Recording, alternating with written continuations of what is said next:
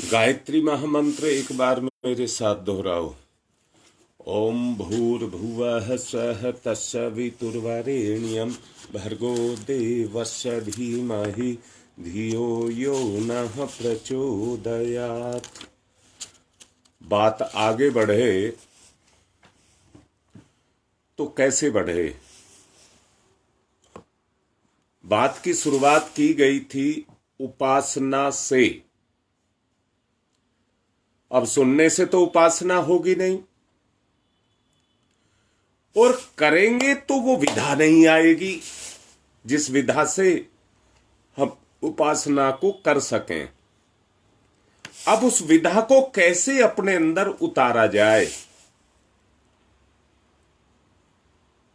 उस विधा को अपने जीवन में उतारने के लिए उपासना उपासना उपासना की बात कर रहा हूं। गीता में इसके लिए कहा गया है, कर्म कौशलेषु योग है। कर्म कौशलेषु योग है, इसकी उपमा दी गई है। अर्थात कर्म के माध्यम से ही आप योग करके उपासना कर सकते हैं।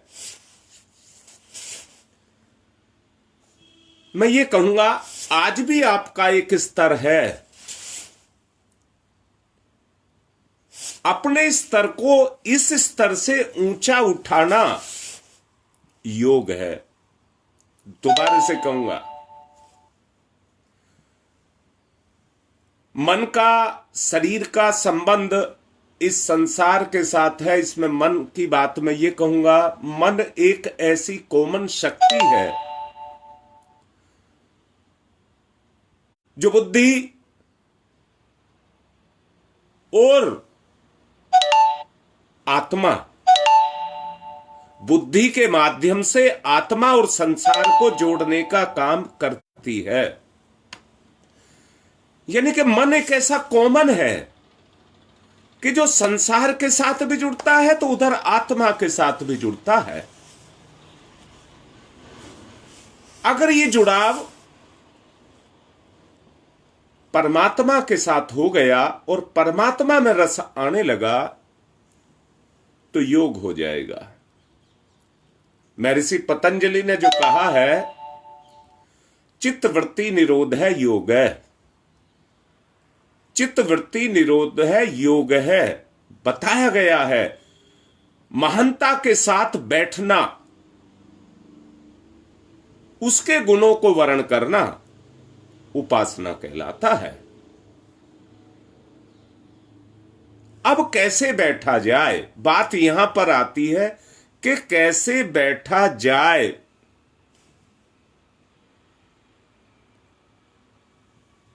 ऐसी रहस्यमय अतिवादी परिभाषाओं पर विचार करने से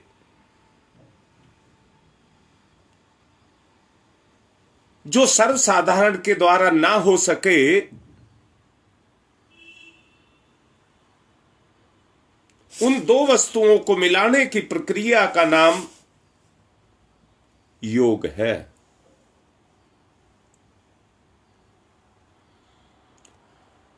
पृथकता वियोग है, संयोग योग है। आत्मा का संबंध परमात्मा के साथ जोड़ना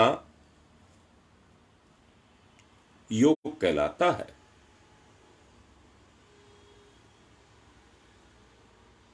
श्री कृष्ण भगवान ने गीता में कहा है, जीवात्म परमात्म संयोगे योग है। जीव आत्मा जब परमात्मा के साथ जुड़ने लग जाती है तो उसी को योग कहते हैं।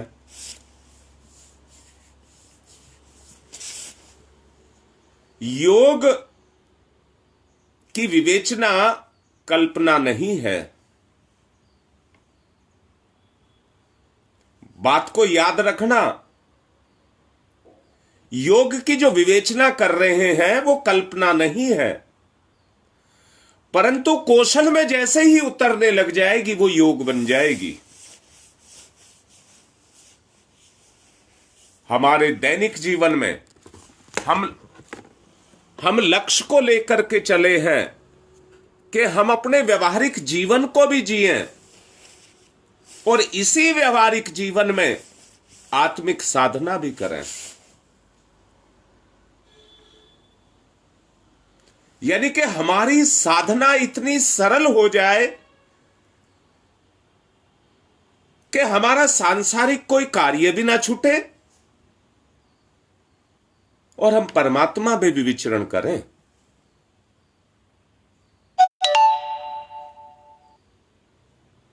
उसी को योग कहते हैं, उसी को योग कहते हैं। अब मैं उपासना के बारे में व्याख्यान देता रहूं, मैंने कहा है विवेचना योग नहीं है। अब तो हमें सब तरह से अपना लौकिक जीवन भी जीना है और लौकिक जीवन के साथ साथ अपना आत्मिक जीवन भी जीना है। पहले आत्मिक और उसके बाद लौकिक। आज हम प्रधानता लौकिक को देते हैं, आत्मिक को नहीं देते। सच को देखना, हमारा कोई काम छूटेगा तो जप का, प्रवचन का, यज्ञ का, जो आत्मिक कार्य है वो छूट जाएंगे, परंतु लोभ मोह का कोई काम नहीं छूटेगा। मन के कारण मन छूटने नहीं देगा। अगर ये मन का योग अपने कर्म के माध्यम से, कर्म वही है, कर्म के माध्यम से आत्मा के साथ हो जाए तो हमारा काम पूरा होने लग जाएगा।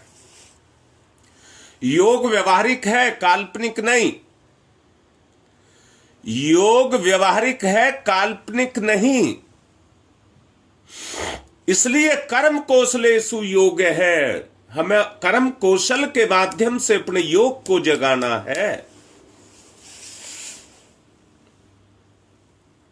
जिसके द्वारा हम अपने साधारण मानसिक कलेशों और जीवन की अन्यान कठिनाइयों का बहुत सुविधापूर्वक निराकरण कर सकते हैं। कितनी बड़ी बात आपसे बोली है। यहां मैं एक बात और जोड़ देना चाहूंगा, मेरा मन है जोड़ने का। हमारे अंदर आत्मा ही शक्ति का स्रोत है। हमारे संपूर्ण शरीर में नस और नाड़ियों का जाल बिछा हुआ है, जिससे हमारे शरीर का रोम रोम शक्ति को पाता है, रिचार्ज होता है। रिचार्ज शब्द बोला है, वो होता है। मैंने एक बात आपसे कही थी, अगर आप याद रखें तो, ऐसी कोई चादर नहीं बनी हुई जो पूरे आकाश को ढक ले। दोबारा से जान लेना, अभी बादल छाए हुए हैं, परंतु ये तो बहुत नीचे हैं, आकाश तो बहुत बड़ा है।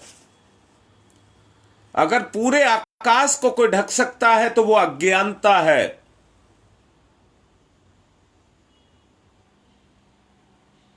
अज्ञानता का पर्दा हटे तो ज्ञान का प्रकाश निकले। मैंने पिछले दिनों इस पर काफी जोर देकर के प्रवचन में समझाया था और कहा था, हमारी आंख देखती है पर अज्ञानता का पर्दा पड़ा हुआ होने के कारण वो नहीं देखती जो इसको दिखना चाहिए। कैसी बात कह रहा हूं।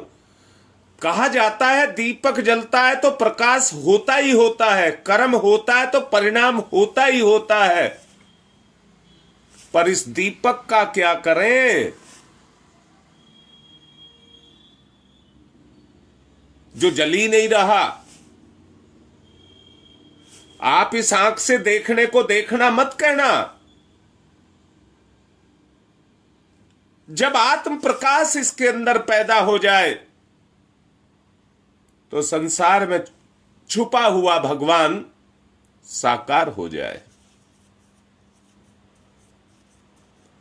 आज हमारी स्थिति कुछ इस तरह की है, हमारे अंदर का मृग जो कस्तूरी लिए हुए है वो बेचैन हुआ, इधर उधर मारा हुआ, भटकता हुआ फिर रहा है।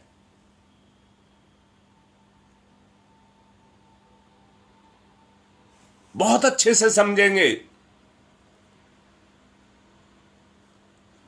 आज जितने भी मानसिक शारीरिक जीवन, मानसिक कलेश और शारीरिक दुख आदमी के सामने हैं, उनका कारण मन की चंचलता, चित्तवृत्तियों द्वारा अपनी ओर खींचा जाना, आकर्षण, जीवात्मा और मन की जो वृत्तियां हैं उनके कारण आज ये सारा कुछ झंझट हमारे लिए फंसा करके उसने हमको रखा हुआ है। इन्हीं दिनों जैसे बच्चे को या कोई भी झूला डाल करके झूलते हैं,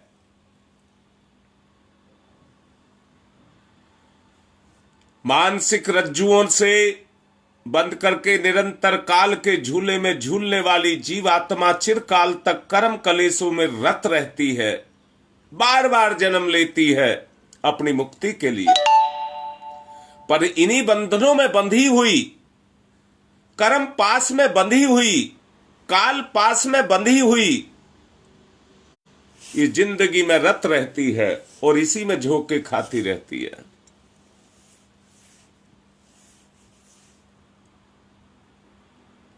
मैं फिर से कहूंगा, ये जानते हुए कि जीवात्मा दोनों को एक साथ नहीं पा सकती और एक को खोकर के दूसरे को पाना संभव है, वो दोनों की ही खींचतान की द्विधा में पड़ी रहती है। चेतना और संसार ये द्विधा है उसके लिए।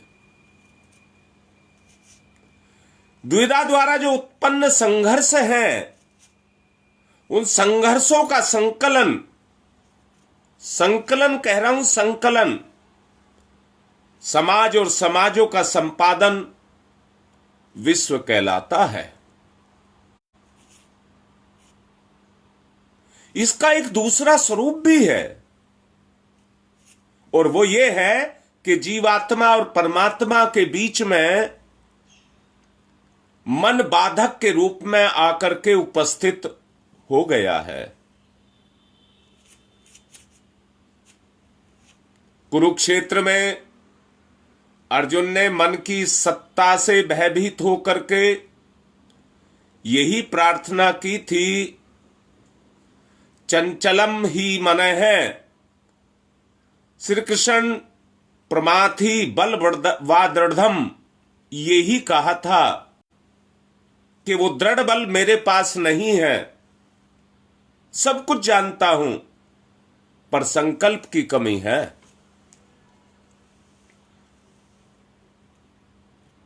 अगर सच्चाई को देखना चाहते हैं तो देख लें, मन मनुष्य की वासना को, मन मनुष्य को वासना की तरफ खींच करके ले जाता है और उसे परमात्मा से दूर करता रहता है।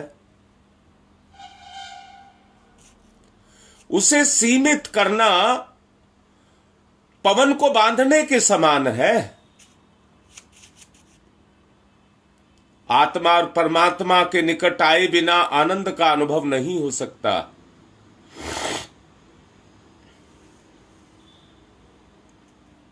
उसे सीमित करना हर किसी के संकल्प के बस की नहीं है। जो जो जीवात्मा मन में निकटता प्राप्त करती हुई चली जाती है, कलेश और संघर्षों से वो लिपटती जाती है।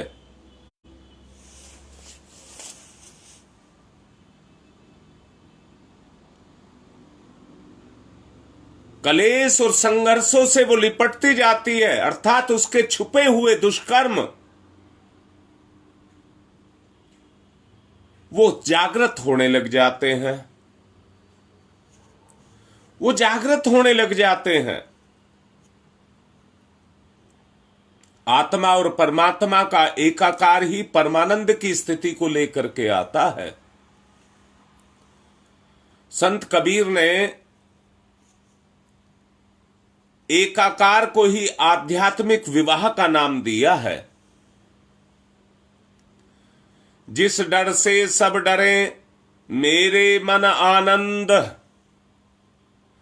कब भरही हो कब पाई हो पूरन परमानंद, ये कबीरदास ने कहा है।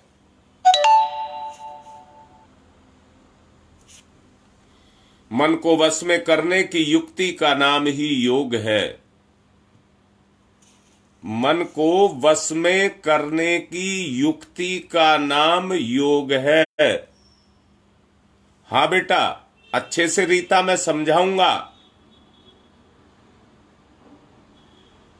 मेरा धर्म है ये, मैं आपको बता रहा हूं। शरीर से शरीर को लिपट लेना या मन की इच्छाओं को पूरी कर लेना वासना कहलाता है। बेटी अच्छे से समझ लें, शरीर से शरीर लिपट ले और मन की इच्छाओं को पूरा कर ले तो उसको वासना कहते हैं। जो संसार की तरफ हमें आकर्षित करती है और मन से हम उसके साथ जुड़े रहते हैं। इतनी बात तो समझ आ गई होगी।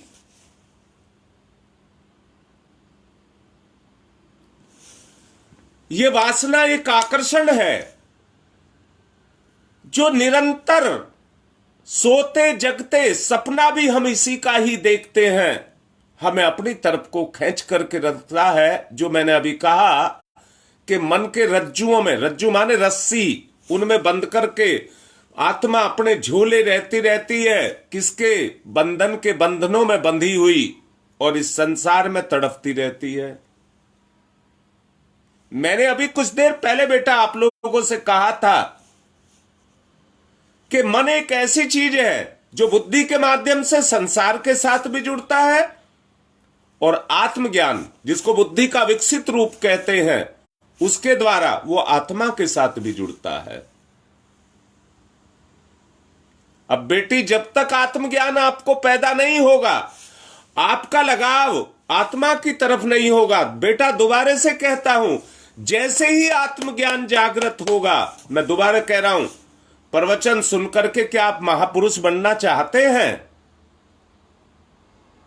नहीं हो सकता। वो एक कल्पना बन करके रह जाएगी। और मैंने ही कहा है, कल्पना कोई योग नहीं है। कर्म कौशलेषु योग है, मैंने ये कहा है।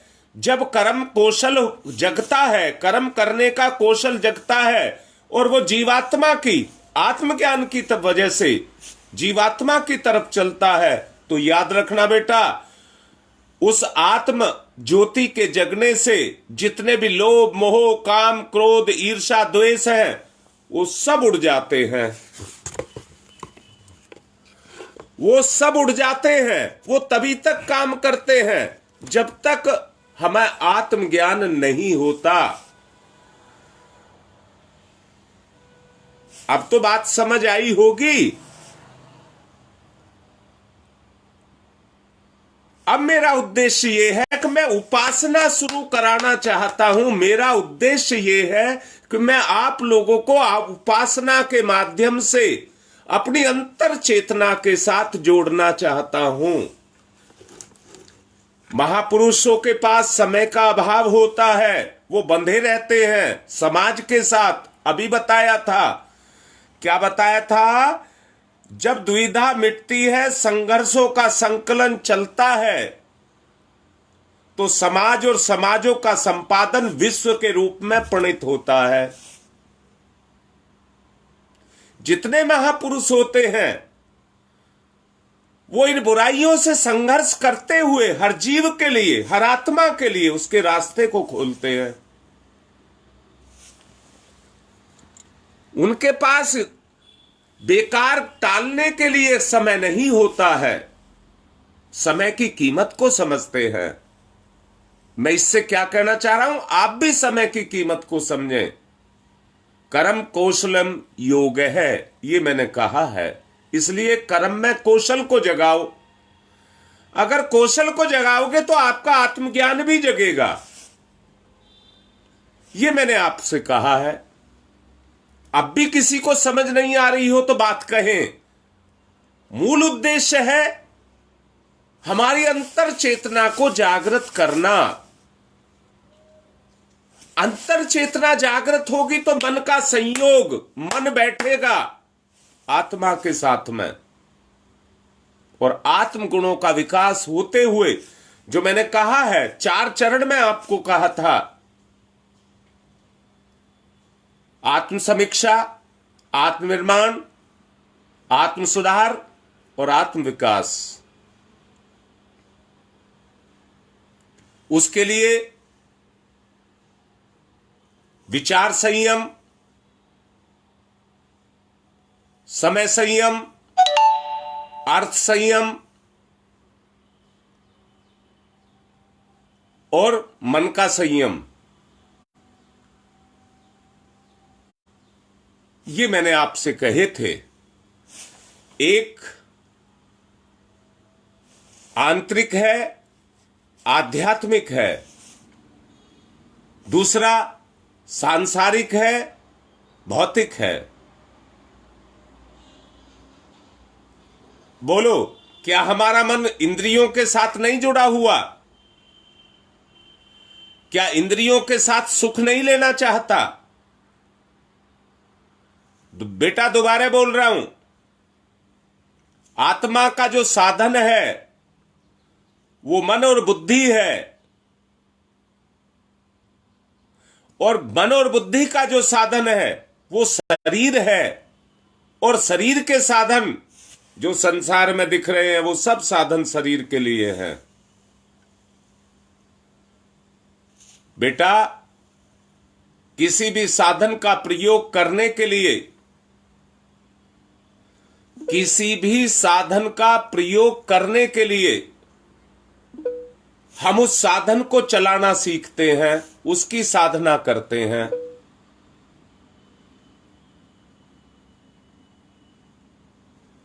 तब उस चीज का प्रयोग हम अपने लिए, अपने स्वार्थ का हो या परमार्थ के लिए, हम उसका प्रयोग कर सकते हैं। परंतु व्यक्ति जब तक साधना नहीं करता, साधन होते हुए भी वो साधन का सही से इस्तेमाल नहीं कर पाता। प्रभु की कृपा से हमको ये मानव जीवन मिला है, और इस मानव जीवन के आधार पर हमें वो सब कर्म मिले हैं जो हम आत्म कल्याण के लिए कर सकते हैं। चित्तवृत्तियों के निरोध को, चित्तवृत्तियों की चंचलता को बस में करने के लिए योग की उत्पत्ति हुई है। इसी की प्राप्ति को ही योग का लक्ष्य रखा गया है। गीता में भगवान श्री कृष्ण योग की महत्ता को बताते हुए, मन चंचल है फिर भी योग अभ्यास के द्वारा तथा उसके द्वारा उत्पन्न वैराग्य के द्वारा उसे बस में किया जा सकता है।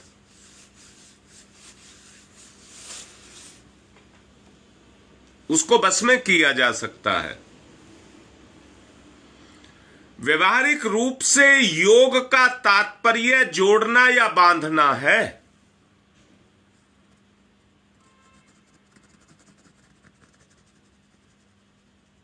जिस प्रकार घोड़े को एक स्थान पर बांधकर उसकी चपलता को नष्ट कर दिया जाता है, उसी प्रकार योग के द्वारा मन को सीमित किया जा सकता है, उसको भी आत्मा के खूंटे से बांधा जा सकता है।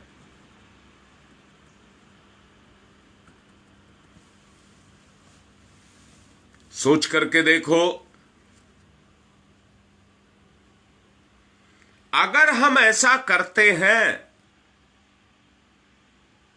योग का व्यवहारिक जो स्वरूप है वो हमारे सामने आकर के खड़ा हो जाएगा।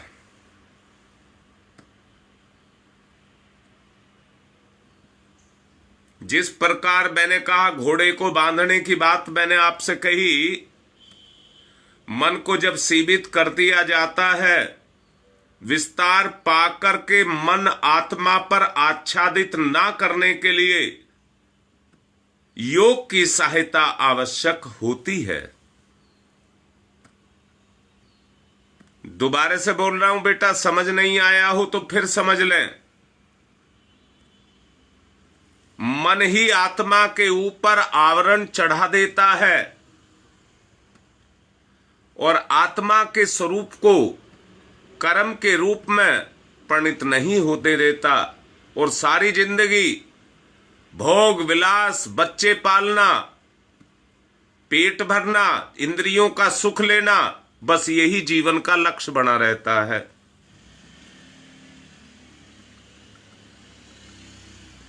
यही जीवन का हमारे का लक्ष्य बना रहता है। परंतु मैं पूछ रहा हूं, क्या जीवन इतना सीमित है कि मन के दायरे में उसको बांध लें, संकीर्ण बना दें?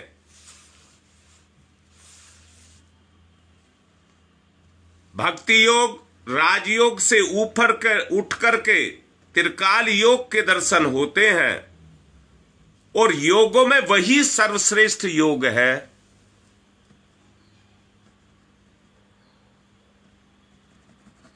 अब मैं इस त्रिकाल योग की मैंने आपसे बात की है। भक्ति योग, राजयोग, इनसे उठ करके त्रिकाल योग मैंने आपको बताया है। मैं ऐसे रास्ते ढूंढ करके निकाल देना चाहता हूं जिसको आप मान लें। आपका मानना ही बहुत बड़ी साधना है। आपका मन उनको मान ले, ये बहुत बड़ी साधना है। अगर मान लिया, आज मान लिया, तो आपकी अंतरात्मा कचोटना शुरू कर देगी। क्या कि आपको ज्ञान हो गया, आपको पता लग गया और व्यवहार में नहीं उतारा, तो आपकी अंतरात्मा आपको कचोटना शुरू कर देगी। इसलिए जुड़े बगैर किसी चीज का फायदा नहीं उठाया जा सकता। मैं कहता हूं, फल में, मिठाई में मिठास है, पर जीभ के साथ नहीं जुड़ेगा तो उसका क्या फायदा है? गुण अगर हमारे साथ नहीं जुड़ेगा तो हमारी सेहत, हमारा कर्म किस तरह से अच्छा हो सकता है?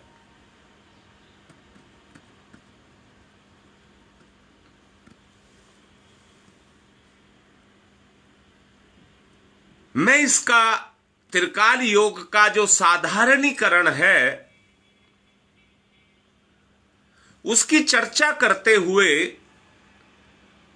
मैं ये चाहता हूं कि वो आपके जीवन में आपको उसका दर्शन होने लग जाए।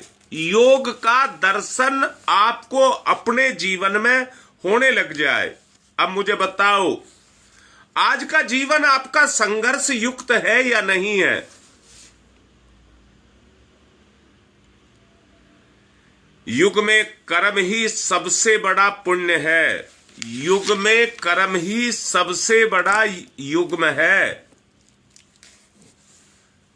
मैंने अभी कहा, आपका जीवन संघर्ष में है,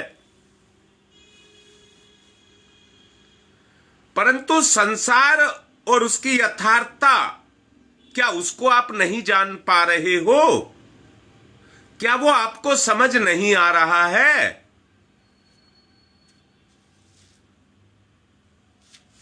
याद रखना, कर्मयोगी का कार्य क्षेत्र यही है।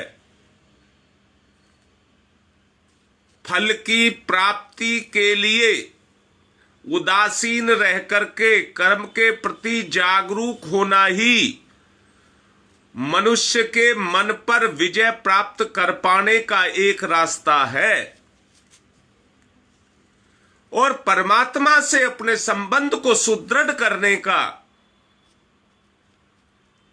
कर्म की प्रेरणा के माध्यम से कर्मयोगी के जीवन को आदर्श बनाने का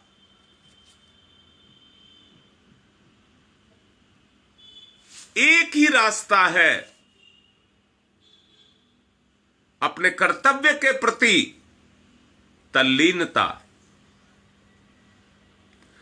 अपने कर्तव्य के प्रति तल्लीनता, विषयजन्य भावनाओं के प्रति निरासक्ति। हाथ जोड़ करके, मैं बहुत दिन बाद हाथ जोड़ रहा हूं, और इसलिए जोड़ रहा हूं कि आप मेरी बात को समझ लें और मान लें। ये आपके जीवन की पहली सीढ़ी होगी।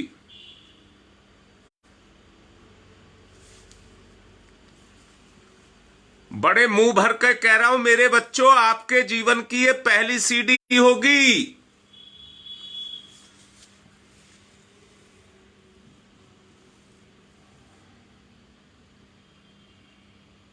एक बात कहूंगा, जो वास्तव में कर्मयोगी बन गया, आप में से जो वास्तव में कर्मयोगी बन गया, बेटा फिर से मैं पहले अपनी बात को रोक करके एक बात कहना चाहूंगा। किसान जमीन में बीज बो करके आता, जैसे अभी पीछे बोए हैं गेहूं। ईमानदारी से सोचो, जितने बीज बो के आया वो सब उग गए क्या?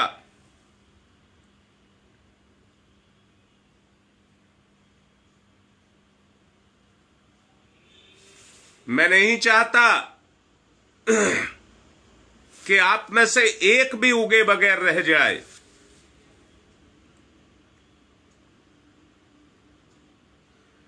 ना उगने का मतलब यही है, बीज में जब ईश्वरीय शक्ति जाकर के समाती है तो अंदर बैठे हुए जीव को कुल मिलाकर के उगने के लिए प्रेरित करती है। मैं भी आपसे कह रहा हूं, लोभ मोह स्वार्थ के आवरण को फाड़ दें, आत्मा से अपने संबंध को जोड़ें।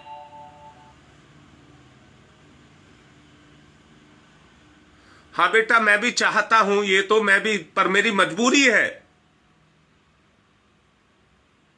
समझाने के लिए किसी चीज पर मुझे, जैसे आप काफी किताब को पढ़ते हैं तो उनमें कोई चीज बहुत जरूरी आपके सामने जिसको आप महसूस करते हैं तो उसे अंडरलाइन कर लेते हैं।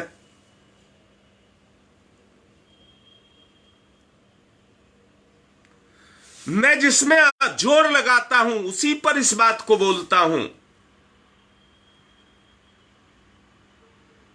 मेरी बकवास का फायदा क्या होगा? मैं रोज बकता रहूंगा, एक दिन मेरा समय पूरा हो जाएगा। हम साथ साथ चले, हमारा कर्म पक्ष जगे, हम व्यवहारिक जीवन में उन गुणों को निकाल करके हमारे व्यवहारिक जीवन में उन गुणों का समावेश हो।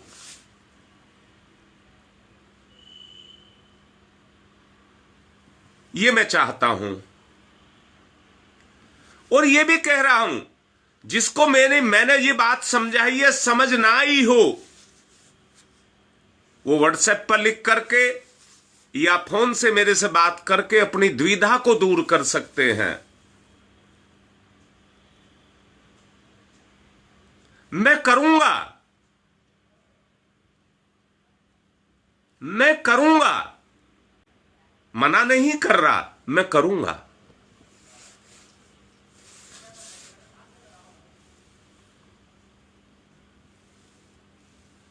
नहीं बेटा, जब तक मैं जीवित हूं एक दिन भी आपको नहीं छोड़ूंगा, एक दिन भी मैं आपको नहीं छोड़ूंगा जब तक मैं जीवित हूं। रोज प्रवचन आएगा। कहीं मजबूरी हो सकती है नेट की या कोई दूसरी मजबूरी हो सकती है, पर मेरे लिए कोई मजबूरी नहीं है। मेरी ड्यूटी है, ये मेरा कर्तव्य है, मैं करूंगा। आप मेरा साथ दीजिए। मैं बहुत पहले से मैंने कहा है, एक ही चीज से आप ऊंचे उठ सकते हैं, उसको मैंने सहयोग कहा है। करके तो देखिए।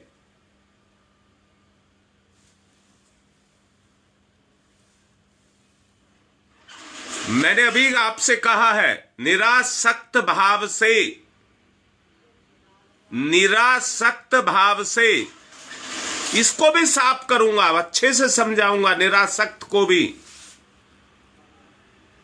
जो अंतरात्मा कहे वो आपका कर्तव्य है। क्यों करवा रही है, क्यों हो रहा है, इसके बारे में नहीं सोचना। जो मना कर रही है उसी को, यही सहयोग है आपका आत्मा के प्रति। निरासक्त कर्म को जब करेंगे तो योग शुरू हो जाएगा। और ये पहली सीढ़ी है। और मैंने ही अभी तुमसे कहा है, मानसिक कलेश और सांसारिक कष्ट आपके मिटते चले जाएंगे। मेरी एक बात बीच में अधूरी रह गई थी, मैं उसको दोबारा से पूरी करना चाहूंगा। विचार करना सब। मैंने कहा था हमारे शरीर में नस और नाड़ियां हैं। बेटा, नसों में तो खून बहता है और नाड़ियों में विद्युत बहती है। अगर दोनों शब्द एक ही थे तो दो बनाने की जरूरत नहीं थी। नस और नाड़ी अलग अलग बनाने की जरूरत नहीं थी।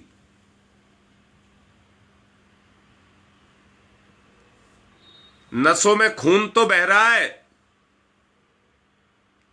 परंतु खून कीचड़ बन चुका है। हार्ट अटैक जैसी दूसरी बीमारियां पैदा होने लगी, क्योंकि रक्त का प्रवाह ठीक नहीं, कीचड़ है, जगह जगह जम रहा है। शक्ति नहीं रह गई, साहस नहीं रह गया। योग करना चाहते हो तो शक्ति का पुनर्जागरण करना पड़ेगा। नाड़ियों में बिजली बहती है, विद्युत बहती है। उस विद्युत को पैदा करना पड़ेगा। जैसे संसार में बिजली को पैदा करने के लिए जनरेटर की जरूरत होती है। घर्षण बल के द्वारा गर्मी पैदा होती है, अग्नि पैदा होती है, बिजली पैदा होती है। गायत्री मंत्र का, हां बेटा सुन लो कैसे होती है। जब आप गायत्री मंत्र को केवल औपचारिकता के रूप में कहिए, कोरम पूरा करने के लिए उसका जप करते हैं, तो वो जप नहीं रह जाता, बकवास हो जाता है। पर जरा मेरा कहना मान करके तो देखना और करके देखना। जो आप दैनिक साधना करते हैं, 13 माला का रोज जप करते हैं, वो ऐसी करना। पर एक काम और कर लेना, चलते फिरते रगड़ करके ध्यान से गायत्री मंत्र का जप करना। यहां तो 13 माला की औपचारिकता पूरी होती है। खाते पीते चलते सोते जगते जो भी करें, गायत्री मंत्र का रगड़ करके जप करते रहे। उस रगड़ने से, आंतरिक घर्षण से आपके अंदर विद्युत पैदा होगी। जो आज बुढ़ापा, मैंने बोला था बुढ़ापे का मतलब है बाल पकने लग जाते हैं। क्यों? नस नाड़ियां सुखड़ने लग जाती हैं, सूखने लग जाती हैं। किसके कारण? विद्युत की कमी के कारण। फिर विद्युत का संचार प्रॉपर रास्ते से उनमें नहीं हो पाता। जितना संचरण होना चाहिए वो नहीं हो पाता। मैंने कहा है आपके कष्ट कटेंगे और कलेश कटेंगे। बोलिए, अगर आपकी नस नाड़ियों में विद्युत बहेगी तो आपके शरीर में ऊर्जा होगी या नहीं होगी? दुखों को सहने की क्षमता, कष्टों को सहने की क्षमता आपके अंदर आ जाएगी। इसलिए जप नितांत आवश्यक है, परंतु उसे रगड़ करके किया जाए।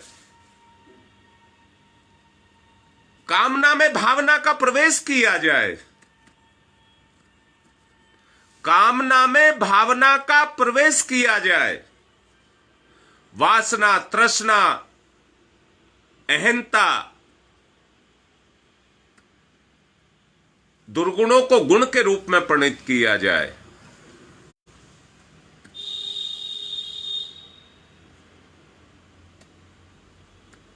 अगर ये आप कर सके तो बहुत अच्छे से समझ लेना, इस कर्म योग के माध्यम से आपकी उपासना का क्रम शुरू हो जाएगा।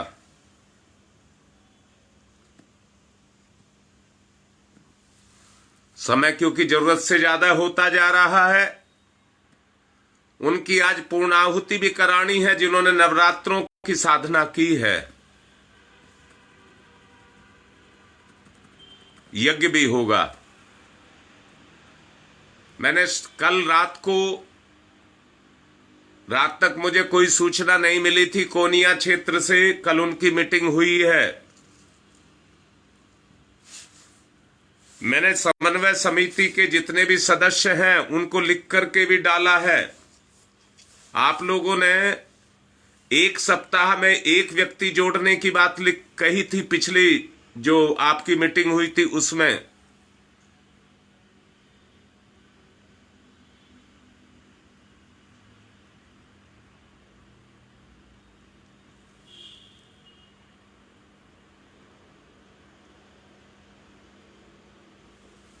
बेटा मेरे से फोन से पूछ लेना, तुलसी की माला का और किसी माला का कोई मतलब नहीं होता है। माला का मतलब गिनती होता है।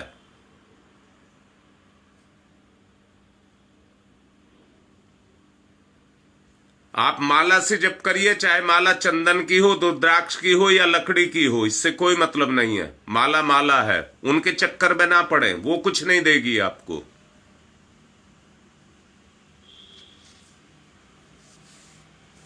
मैं अभी बात कह रहा था, कोनिया वालों ने कितने व्यक्तियों को एक आदमी एक सप्ताह में जोड़ने की बात मुझे पिछली बार बताई गई थी।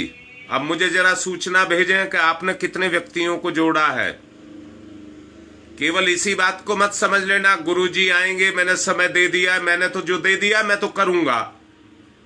अब आप मुझे अपना किया हुआ भी भेजें, और कल मीटिंग हुई है उसमें क्या निर्णय हुआ उसके बारे में भी मुझे बताएं। अब मैं आप सबको कहूंगा यज्ञ की तरफ चलें। समय ज्यादा हो रहा है, पूर्णाहुति कर लें। जिन्होंने नवरात्रों की साधना की है, यज्ञ सभी कर लेंगे तो कोई दिक्कत नहीं है, अच्छी बात है।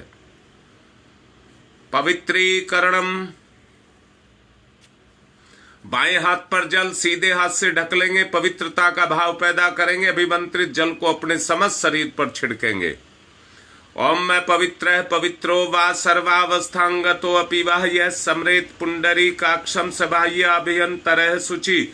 ओम पुनात पुंडरी काक्ष पुनात पुंडरी काक्ष पुनातुहु आचमनम। 3 बार सीधे हाथ पर जल लेकर के दाहिने हाथ पर स्वाहा पर पी जाएंगे। भावना करेंगे मन बुद्धि चित्त और अहंकार पवित्र हो रहे हैं। ओम अमृतो प्रस्तनमसी स्वाहा, फिर जल लेंगे। ओम अमृता पिधानमसी स्वाहा, फिर जल लेंगे। ओम सत्यम यश श्रीर्मय श्री श्रीयताम स्वाहा, हाथ साफ करेंगे। बाएं हाथ पर जल सीधे हाथ की 5 उंगलियां गीली करके चोटी को छुइए। ओम चिद्दरूपणी महामाई दिव्य तेज समन्विते तिस देवी शिखा मध्य तेजो वृद्धि समय। न्यास करिए बाएं से दाएं। ओम वांग में आशय अस्तु, ओम नशोर में प्राणो अस्तु, ओम अक्षनोर में चक्षुरस्तु, ओम कर्णयोर में श्रोत्रमस्तु, ओम बाहोर में बलमस्तु, ओम उर्वोर में ओजोअस्तु, ओम अरिष्टानि मंगानि तनुस्तन्वा में सहसंतु। पृथ्वी पूजनम, धरती माता पर एक आचमनी जल चढ़ाएं और उसका पूजन करें। ओम पृथ्वी तया धृता लोका देवी त्वं विष्णुना धृता त्वं च धार्यमां देवी पवित्रम कुरु चास्मनम। चंदन धारणम, एक दूसरे को तिलक लगाएं। ओम चंदनस्य महत्यपूर्णम पवित्रम पापनाशनम आपदाम हरते नित्यम लक्ष्मी तिष्ठति सर्वदाम। कलावा सबने बांध रखा है, व्रत लेंगे। ओम व्रतेन दीक्षा मापनोति दीक्षा यापनोति दक्षिणाम दक्षिणाम श्रद्धया मापनोति श्रद्धया सत्यमाप्यते। अब कलश पूर्व में स्थापित है, उसका पूजन कर लेंगे। ओम तत्वायामि ब्रह्मणा वंदमानस्तदासास्ते यजमानो हविर्भिः अहेडमानो वरुणेः बोध्यर्षः वंशमाने आयुः प्रमोसीः। ओम मनोरजुतिरजुसतामाजस्य बृहस्पतिर्यज्ञमिमं तनुत्वरिष्ठं यज्ञवंशमिमं दधातु विश्वे देवास इहमादयन्ताम्। ओम प्रतिष्ठः ओम वरुणाय नमः आवाहयामि स्थाप्यामि ध्यायामि ततो नमस्कारम करोमि। दीपक का पूजन करेंगे। अग्निर्ज्योति ज्योतिरग्नि स्वाहा, सूर्य ज्योति ज्योति सूर्य स्वाहा, अग्निर्वर्चो ज्योतिर्वर्च स्वाहा, ज्योतिर्वर्चो अग्निर्वर्च स्वाहा, ज्योति ही सूर्य सूर्य ज्योति ही स्वाहा।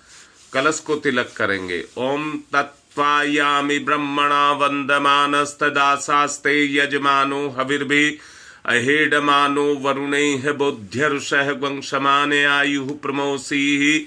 ओम मनोरजुतिरजुसतामाजस्य बृहस्पतिर्यज्ञमिमं तनुत्वरिष्ठं यज्ञवंशमिमं दधातु विश्वे देवास इहमादयन्ताम्। ओम प्रतिष्ठः ओम वरुणाय नमः आवाहयामि स्थाप्यामि ध्यायामि ततो नमस्कारम करोमि। अब गुरुदेव माता जी को तिलक करेंगे। गुरुर्ब्रह्मा गुरुर्विष्णु गुरुरेवो महेश्वर गुरुरेव साक्षात् परमं तस्मै श्री गुरुवे नमः। खंड मंडलाकारं व्याप्तं येन चराचरं तत्पदं दर्शितं येन तस्मै श्री गुरुवे नमः। मातृवत्र लालयित्री च पितृवत्र मार्गदर्शिका नमस्तु गुरु सत्ताय श्रद्धा प्रज्ञा युताश्चया। ओम श्री गुरुवे नमः आवाहयामि स्थाप्यामि ध्यायामि ततो नमस्कारम करोमि। माँ गायत्री को तिलक करेंगे। आयातु वर्दे देवी त्र्यक्षरे ब्रह्मवादिनी गायत्री छंदसाम माता ब्रह्मयोने नमस्तुते। ओम श्री गायत्री नमः आवाहयामि स्थाप्यामि ध्यायामि ततो नमस्कारम करोमि। अब पूजन करेंगे। एक पुष्प लेंगे, समर्पित करेंगे। ओम सर्वेभ्यो देवेभ्यो नमः आवाहयामि स्थाप्यामि आसनम समर्पयामि। बूंद बूंद करके 4 बूंद जल और सहायक 2 कलावे के टुकड़े तोड़ लें। पाद्यम समर्पयामि अर्घम समर्पयामि आचमनम समर्पयामि स्नानम समर्पयामि। कलावे का टुकड़ा चढ़ाएं। वस्त्रम समर्पयामि यज्ञोपवीतम समर्पयामि। तिलक करें। गंधम विलेप्यामि चावल अक्षतानि समर्पयामि पुष्पाणि समर्पयामि धूपम माग्रयापयामि दीपम दर्शयामि। मीठा नैवेद्यम निवेदयामि। फूल पत्ती तांबूल पुंगी फलानी समर्पयामि। सिक्का चावल दक्षिणाम समर्पयामि। सर्वाभावे अक्षतानि समर्पयामि ततो नमस्कारम करोमि। नमोस्तनंताय सहस्रमूर्तये सहस्रपादाक्षिशिरोर्भावे सहस्रनाम्ने पुरुषाय सारस्वते सहस्रकोटि युग धारणे नमः। सहस्रकोटि युग धारणे नमः। रक्षा विधान करेंगे। निर्दिष्ट दिशा में चावल छोड़ेंगे। ओम पूर्वे रक्षतु वाराह आग्नेयाम गरुध्वज दक्षिणे पद्मनाभमस्तु नैऋत्याम मधुसूदन पश्चिमे चैव गोविंदो वायव्याम तु जनार्दन उत्तरे श्रीपति रक्षेद ईशान्यम ही महेश्वर। ऊपर ऊर्ध्वम रक्षतु धातावो नीचे हयोधो अनंतस्य रक्षतु अनुक्तम अपि यत स्थानम रक्षत विसोममार्धिकप सर्वन्तु ये भूता भूमि सनस्तताय भूता विघ्न कर्तारस्ते गच्छन्तु शिवाज्ञया अपक्रामन्तु भूतानि पिशाचा सर्वतो दिशम सर्वेषां विरोधेन यज्ञ कर्म समारभे यज्ञ कर्म समारभे। अब ऋषि सत्ताओं का आवाहन। गौतम ऋषि, पुष्पक्षत आप ले लीजिए। गौतम ऋषि का आवाहन। कर्म स्रोत कर्म के संप्रदाय का जिनने किया परिवर्तन था, अग्निहोत्र की परंपरा में किया सुखद संशोधन था। सभी प्राणियों के जो प्रिय उन गौतम ऋषि को आज नमन। ऋषि प्रिय थे जो रहे ना निष्क्रिय, उन गौतम ऋषि को आज नमन। ओम गौतम सर्वभूतानाम ऋषिणाम च सदा प्रियम, श्रोता नाम कर्माणाम च संप्रदाय प्रवर्तक। ओम गौतमाय नमः आवाहयामि स्थापयामि ध्यायामि ततो नमस्कारम करोमि। भारद्वाज ऋषि का आवाहन। सदा अध्ययन को तत्पर ऋषि भारद्वाज का है वंदन। अतल ज्ञान के ते सागर ऋषि भारद्वाज का है वंदन। हे ऋषिवर, ये भाव भरा आमंत्रण है, स्वीकार करें। हम सबका आतिथ्य यज्ञ में आकर अंगीकार करें। ओम भारद्वाज नमस्ते अस्तु, सदा अध्ययन तत्पर आवाहयामि यज्ञे अस्मिन् पूज्यं प्रतिगृह्यताम। ओम भारद्वाजाय नमः आवाहयामि स्थापयामि ध्यायामि। अब विश्वामित्र ऋषि का आवाहन। तेजस्वी प्रज्वलित अग्नि से तप की जो प्रतिमूर्ति बने, गायत्री की प्रतिष्ठापना करके जग की पूर्ति बने, उन ऋषि विश्वामित्र को करते हम सब नमन। यहाँ कृपा करें ब्रह्म ऋषि, आपका हो सुख कर आगमन यहाँ। ओम विश्वामित्र नमस्तुभ्यं ज्वलदा अग्नि संप्रभम, अध्यक्षीकृत गायत्री तपोरूपेण संस्थिता। ओम विश्वामित्राय नमः आवाहयामि स्थापयामि ध्यायामि ततो नमस्कारम करोमि। कश्यप ऋषि का आवाहन। हे कश्यप ऋषि, सदा आपको जगती ने सम्मान दिया और आपने प्राणी मात्र को विपुल दया का दान दिया है। प्रार्थना हमारी हम पर भी कुछ कृपा करे ऋषिवर। हम सब की पूजा अर्चा स्वीकार स्वयं यहाँ आकर करें। ओम कश्यप सर्वलोकाढ्य सर्वभूत दयाकार है, असि त्वाम प्रथयामि स पूज्यम प्रतिगृह्यताम। ओम कश्यपाय नमः आवाहयामि स्थापयामि ध्यायामि ततो नमस्कारम करोमि। जमदग्नि ऋषि का आवाहन। हे ऋषिवर जमदग्नि, जिन्हें बिल्कुल समान हर सुख दुख था और कठोर तप के सुतेज से जो ज्वलायमान मुख था, तपोमूर्ति उस ऋषि का होता आज यहाँ आवाहन है। महायज्ञ में उन्हीं पूज्यवर का वंदन अभिनंदन है। ओम जमदग्नि महातेजा तपसा जलती हतम, आवाहयामि यज्ञे अस्मिन् पूज्यं प्रतिगृह्यताम। ओम जमदग्नै नमः आवाहयामि स्थापयामि ध्यायामि। अब वशिष्ठ ऋषि का आवाहन। सबके परम हितैषी ऋषिवर, आप धर्म प्रतिमूर्ति रहे, कार्य कुशल इतने के कर्म के हर युग के अनुरूप रहे। जनहित से जन की करुणा से भरा सदा जिनका मन है, उन मुनि श्रेष्ठ वशिष्ठ पूज्यवर का सादर आवाहन है। ओम नमस्तुभ्यं वशिष्ठाय क्रम कृते महामुने, धर्म रूपाय महते लोका नाम हितकारिणे। ओम वशिष्ठाय नमः आवाहयामि स्थापयामि ध्यायामि। अब अत्रि ऋषि का आवाहन। हे ऋषिवर, ब्राह्मण श्रेष्ठ विश्व में जन जन के हितकारी हैं, तपयपूत हैं, सत्य रूप हैं, तेजस्वी वृद्धधारी हैं। हे महान ऋषि अत्रि, आपको बारंबार हम सबका नमस्कार है। आज आप पर भी ऋषिवर कुछ यज्ञ भार हम सबका है। ओम अत्रै नमस्तुभ्यं सर्वलोक हितैषिणे तपो रूपाय सत्याय महते ब्रह्मणे मित्र तेज से। ओम अत्रै नमः आवाहयामि स्थापयामि ध्यायामि। अरुंधति माँ का आवाहन। सुख सौभाग्य प्रदायत्री माता, बालक शीश झुकाते हैं इस पुनीत बेला में। हे ऋषि माता, हम तुम्हें बुलाते हैं। हम अबोध बालक हैं माता, कर लो पूजा ग्रहण अभी। यहाँ यज्ञ मंडल में होवे ममता का अवतरण अभी। ओम अरुंधत्यै नमस्तुभ्यं सर्व सौख्य प्रदायिनी, एहि मंडल मध्ये त्वं नमः पूज्याम ग्रहण में। ओम अरुंधत्यै नमः आवाहयामि स्थापयामि ध्यायामि ततो नमस्कारम करोमि। अग्नि प्रज्वलित करेंगे। कुंड में अग्नि प्रज्वलित। ओम भूर्भुवस्वः द्यौरिव भूम्नाः पृथिवीवरिम्नाः तस्यास्ते पृथिवी देव यजने पृष्ठे अग्निं मनाद मन्नाधाया दधे अग्निं दूतं पुरो दधे हव्यवाहमुपब्रुवे देवामासादयादि है। ओम अग्नै नमः अग्निम आवाहयामि स्थापयामि ध्यायामि ततो नमस्कारम करोमि। 4 समिधा दान करिए। अच्छा हो, आज की पूर्णाहुति कोई सुपारी हो तो सुपारी से कर लें। एक समीधा लेंगे, दोनों तरफ घी लगाकर स्वाहा पर समर्पित करेंगे। ओम अयंतमात्मा जात वेद से स्तेनेद्य वर्धस्व चेद्य वर्धय चास्मान प्रजया पशुर्वे मम वचसे अन्नादेन समेधय स्वाहा इदम अग्ने जात वेद से इदम नमः। दूसरी, ओम समिधाग्निम दुवशतधृतय बोध्यता तिथिम अस्मिन् हव्य जुहोतनय स्वाहा इदम अग्ने इदम नमः। तीसरी, ओम सुसमिधाय सोशीचेस्कृतं तीव्रम जुहोतन अग्नि जात वेद से स्वाहा इदम अग्नि जात वेद से इदम नमः। चौथी, ओम तम त्वा समित भृंगिरो घृतेन वर्धयामसि बृहच्छोछाय विस्तय स्वाहा इदम आग्ने अंगिर से इदम नमः। जल प्रसेचनम, कुंड के बाहर जहां जहां कहा जाए जल छोड़ेंगे। ओम अदिते अन्मन्यस्व इति पूर्वे, ओम अनुमते अन्मन्यस्व इति पश्चिमे, ओम सरस्वताय अन्मन्यस्व इति उत्तरे। अब दक्षिण से चारों तरफ। ओम देव सवित परशुव परशुव यज्ञपतिम भगाय दिव्यो गंधर्व केत पुहु केतम न पुनातु वाचस्पति ही वाचम न स्वदतुहु। घी की 7 आहुति दीजिए। ओम प्रजापतये स्वाहा इदम प्रजापतये इदम नमः। ओम इंद्राय स्वाहा इदम इंद्राय इदम नमः। ओम अग्नये स्वाहा इदम अग्नये इदम नमः। ओम सोमाय स्वाहा इदम सोमाय इदम नमः। ओम भूः स्वाहा इदम अग्नये इदम नमः। ओम भुवः स्वाहा इदम वायवे इदम नमः। ओम स्वः स्वाहा इदम सूर्याय इदम नमः। गायत्री मंत्राहुति ही,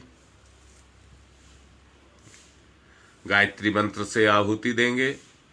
ओम भूर्भुवः स्वः तत्सवितुर्वरेण्यं भर्गो देवस्य धीमहि धियो यो न प्रचोदयात् स्वाहा इदम गायत्री इदम नमः। ओम भूर्भुवः स्वः तत्सवितुर्वरेण्यं भर्गो देवस्य धीमहि धियो यो न प्रचोदयात् स्वाहा इदम गायत्री इदम नमः। ओम भूर्भुवः स्वः तत्सवितुर्वरेण्यं भर्गो देवस्य धीमहि धियो यो न प्रचोदयात् स्वाहा इदम गायत्री इदम नमः। ओम भूर्भुवः स्वः तत्सवितुर्वरेण्यं भर्गो देवस्य धीमहि धियो यो न प्रचोदयात् स्वाहा इदम गायत्री इदम नमः। ओम भूर्भुवः स्वः तत्सवितुर्वरेण्यं भर्गो देवस्य धीमहि धियो यो न प्रचोदयात् स्वाहा इदम गायत्री इदम नमः। ओम भूर्भुवः स्वः तत्सवितुर्वरेण्यं भर्गो देवस्य धीमहि धियो यो न प्रचोदयात् स्वाहा इदम गायत्री इदम नमः। ओम भूर्भुवः स्वः तत्सवितुर्वरेण्यं भर्गो देवस्य धीमहि धियो यो न प्रचोदयात् स्वाहा इदम गायत्री इदम नमः। ओम भूर्भुवः स्वः तत्सवितुर्वरेण्यं भर्गो देवस्य धीमहि धियो यो न प्रचोदयात् स्वाहा इदम गायत्री इदम नमः। ओम भूर्भुवः स्वः तत्सवितुर्वरेण्यं भर्गो देवस्य धीमहि धियो यो न प्रचोदयात् स्वाहा इदम गायत्री इदम नमः। ओम भूर्भुवः स्वः तत्सवितुर्वरेण्यं भर्गो देवस्य धीमहि धियो यो न प्रचोदयात् स्वाहा इदम गायत्री इदम नमः। ओम भूर्भुवः स्वः तत्सवितुर्वरेण्यं भर्गो देवस्य धीमहि धियो यो न प्रचोदयात् स्वाहा इदम गायत्री इदम नमः। ओम भूर्भुवः स्वः तत्सवितुर्वरेण्यं भर्गो देवस्य धीमहि धियो यो न प्रचोदयात् स्वाहा इदम गायत्री इदम नमः। अब विशेष आहुतियां सीमा गुप्ता न्यू अशोकनगर से लिख रही हैं। उनकी बेटी के लिए अच्छा घर और वर मिले, उसके लिए आहुति। नागौर से सोनी जी की तबीयत खराब है, उनके लिए आहुति। शेरपुर से शिवचंद शुक्ला, आज उनकी कोर्ट की तारीख है, उनकी सफलता के लिए आहुति। और भी जिनको दिलवानी हो वो अपना लिख सकते हैं।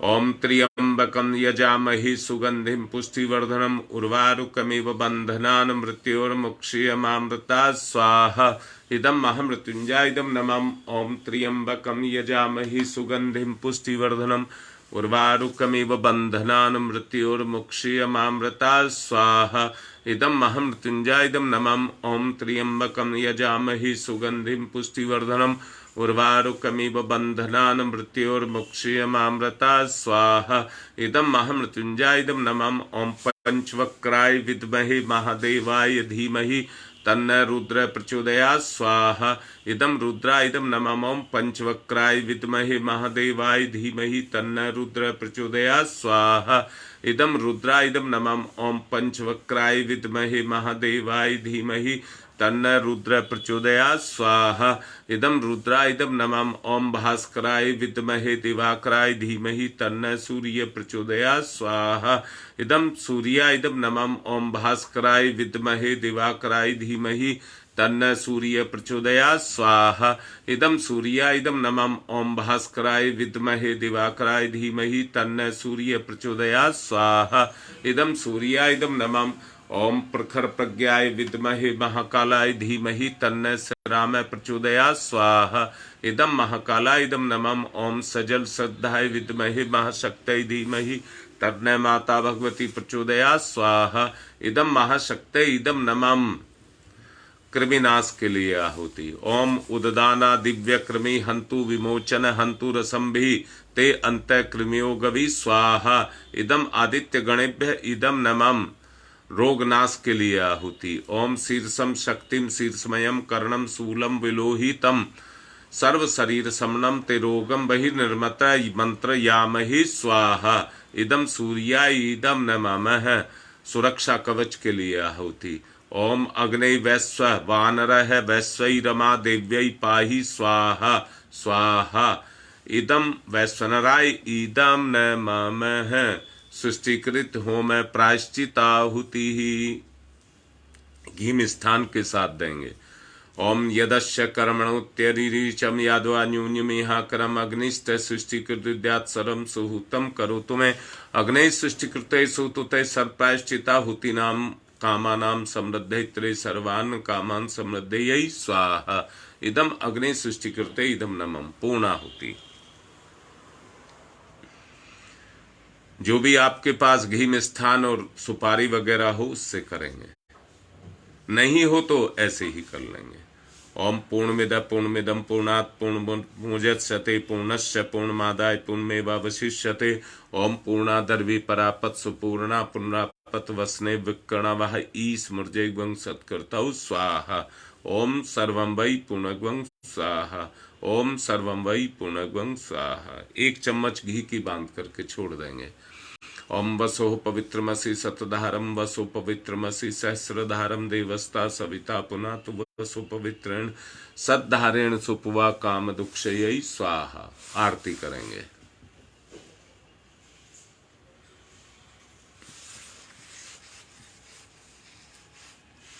ओम यम ब्रह्म वेदांत विदो वदन्ति परमं प्रधानं पुरुषं तथान्ये विश्वो दग्धे कारणमीश्वरं वा तस्मै नमो विघ्न विनाशनाय। ओम यम ब्रह्मा वरुणेन्द्रुद्रमरुतस्तुन्वन्ति दिव्यैस्तवे वेदैः साङ्गपदक्रमणोपनिषदै गारयन्ति यं शामगा ध्यानावस्थित तद्गतेन मनसा पश्यन्ति यं योगिनो यशान्तं न विदुसुरासुरगुणा देवाय तस्मै नमः। कर्पूरगौरम करुणावतारम संसार सारम भुजगेन्द्रहारम सदा वसंतम हृदयारविंदे भवम भवानी सहितम नमामि। त्वमेव माताश्च पिता त्वमेव बंधुश्च सखा त्वमेव विद्याददनं त्वमेव सर्वं मम देवदेव। मंगलम भगवान विष्णु मंगलम गरुड़ध्वज मंगलम पुंडरीकाक्षाय मंगलाय तनोहरि। सबको आरती दें, सब पुष्प ले लें और संभव हो सके तो 2 कन्याओं को आज भोजन करा दें।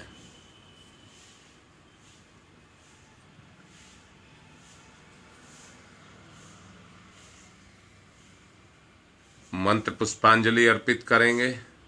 ओम यज्ञेन यज्ञमयी जंत देवा तानि धर्माणि प्रथमान्याशन्ते नाकम महिमांश क्षत्रियत्र पूर्वे साधया सन्ति देवा।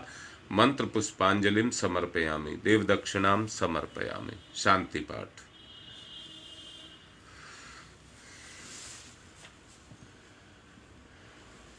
ओम ध्यौ शांतिरंतरिक्षगं शांति पृथ्वी शांतिरापः शांतिरोषधयः शांति वनस्पतयः शांतिर्विश्वे देवा शांति ब्रह्म शांति सर्वगं शांति शांतिरेव शांति सामा शांतिरेधि।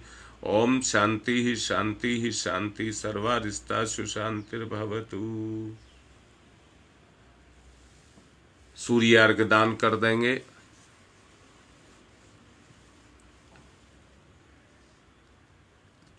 ओम सूर्यदेव सहस्रांशो तेजोराशि जगतपते अनुकंप्य माम भक्ति गणार्गम दिवाकरम सूर्याय नमः आदित्याय नमः भास्कराय नमः।